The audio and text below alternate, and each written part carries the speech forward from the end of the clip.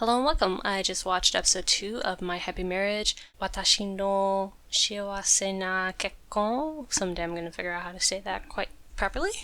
I'm not quite sure what to say about this episode, because at once I did not want to exactly watch it. I don't like watching characters who have been so beaten and broken just cycle through those thoughts and sort of keep convincing themselves that they're the worst when they're obviously not. But then also, it hits too close to home. I'm not comfortable with them getting into my psyche. It's something that I don't want to watch because I hate seeing other people experience it, but then also, it's just so real. It's so much, of course Miyo would feel this way. Of course she would react so strongly and basically take it out on herself that her husband-to-be did not want to eat the food that she made. Of course she would assume that it's entirely her fault, like she should have just known somehow that he'd be suspicious of her and would not want to just trust her immediately and eat her food.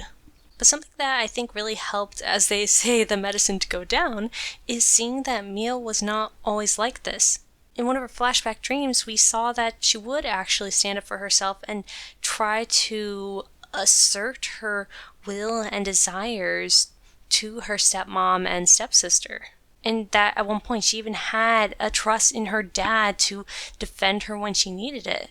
But that just never happened. It really tells us that Miyo was made to be like this. This is not naturally how she is. She's not naturally meek and subservient. That's just what she had to become in order to survive, because she could not get the love that she needed from her supposed family, even her own father. And I gotta say, it was also too real to see her just break down crying at the slightest bit of praise. It's so pleasant to see Miyo be receptive to the slightest bit of praise, no matter how confused her husband-to-be was about it. It's something that she desperately needed, but never quite realized that she did. She just got used to being stomped upon her whole life. I'm not entirely sure how to feel about the supernatural aspect. Honestly, in my historical pieces, I prefer it to be just as, I guess, realistic as possible. I'm not really a fan of, oh yeah, it takes place in the before times, but also there's magic. I'm not quite sure how to explain my reluctancy towards it.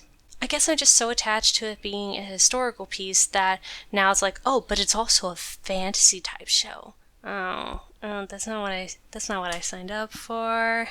But I'll get used to it. And I think the scene showing that Kaya seems to have a supernatural sense, whereas Miyo seems to not, really also helps explain why Miyo's father dumped her like that. Why he just allowed his second wife and his other daughter to treat Miyo so harshly, because apparently all of his value towards his children is that if they have a supernatural ability, and Miyo seemed to not.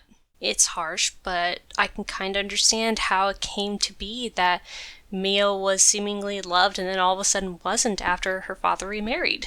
I'm also confused/concerned as to what that whole bit about Miyo was promised to another family thing. That's going to be a problem later. What's that all about? And if that was the case, why did her dad just decide to marry her off to some other person? I don't know. Good question. I do feel like I can understand where her husband-to-be, I should learn his name, I don't know, where her husband-to-be is coming from in being guarded against Miyo. He's so used to his prospective fiancés just wanting him for money, or maybe even being outwardly malicious to him.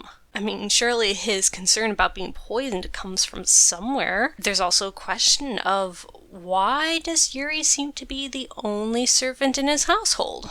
What's that about? But it's nice to see that he's not one-dimensional. He can be reasoned with, and he can learn to try to trust other people. I think it really helps that he puts so much weight into Yuri's opinion and what she thinks of things.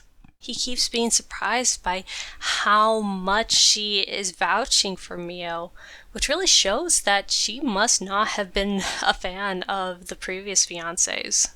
It really helps you feel that Miyo is special and that she's going to be able to break through and see his truly kind and affectionate side. Maybe they'll be happy together. Who knows? Hopefully. Right, I think I'm going to end it there.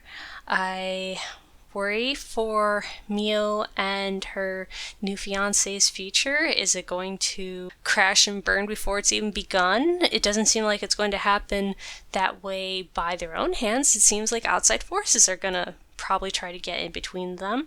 What's Koji going to try to do to help Miyo's situation? He seems to be thinking that wherever she is a horrible place, probably because of the rumors. Will he accidentally interfere in a way that hurts Miyo more than helps? I don't know. We'll find out. Let's see in the next couple days how that goes. Thank you very much for listening, and until next time.